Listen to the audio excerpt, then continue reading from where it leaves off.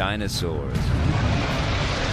The mere mention sends the mind racing. Crazy, massive creatures that roam the earth and basically took crap from nobody. They are that sort of rogue element in the game. That whole idea of, kind of surviving while you're being hunted. To fight dinosaurs, viciously, intimately, hand to hand, hand to teeth, kill or be eaten. This is the foundation of Turok. It is a name that has become synonymous with dinosaurs, video games, and the first-person shooter. It is a saga that reaches back to a more primitive time. And although there are elements of familiarity in the tale, our story starts here, in Vancouver, British Columbia, at game development studio Propaganda Games, the birthplace of the new Turok. With the franchise off the radar for more than 5 years, Touchstone had some big expectations to fill if they hoped to recapture the golden age of Turok. By acquiring Propaganda Games, they felt up to the challenge. Not only would the talented team at Propaganda reimagine the story for today's audiences, they'd also worked to build a game that stood out and competed in the overcrowded first-person shooter genre. We heard a rumor, somewhere out there that they were in the works of acquiring the Turok license for a new game. And that just sort of got us all thinking of all these cool ideas, things that we could do with Turok. Hey, who's the new guy? I like his hair.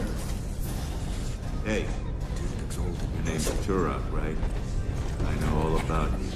Turok is very much a reimagining of the Turok franchise. When we looked at it and said, what does this franchise mean for next-gen gaming, to update it to what the first-person shooter player wants these days, but to still keep the heart and soul of what the franchise is intact. The cost of entry in that genre is huge.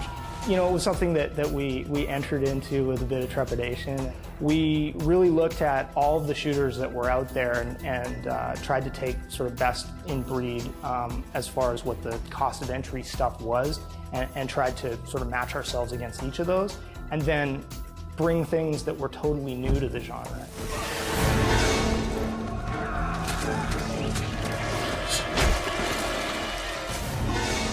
We did bring a lot of those third-person moments into the game, which I think really sort of separates it from other shooters that are out there. Over the years, first-person shooters have tried every conceivable adversarial gimmick, but in the end, it has always been simply player versus enemy. Turok, however, puts a unique twist on the genre by introducing a third, indifferent party into the fray.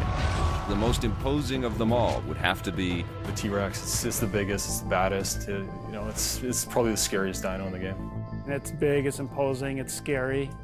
Just about everybody's first reaction is kind of fun, and a lot of times people just turn in the game and run away. In order to take down these behemoths, gamers are going to need a vast arsenal of cutting-edge weapons. But is that enough? The primal weapons in the game, the bow and the knife, are totally the best part.